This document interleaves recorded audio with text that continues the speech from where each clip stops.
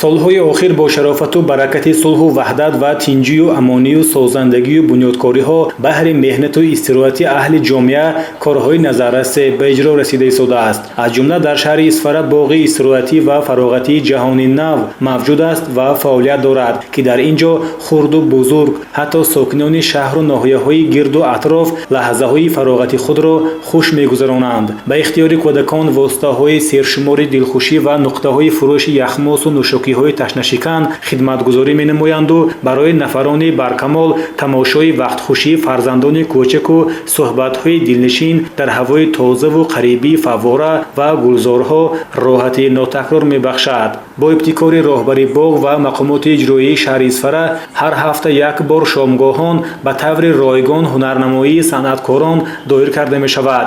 ин навбат бо иштироки ҳунарпешии мардумии Тоҷикистон Афзалшоҳ Шодиев баргузор шуд. лозим ба зикр аст, ки ин силсила консертҳо аз моҳи май оғоз шуданду то охири сол идома хоҳанд ёфт. ва бигзор ки ҳамин ватани азизи мо Тоҷикистони мо ҳамеша хел обод, ҳамин фарзандакои ширини мо хушбахт бошанд.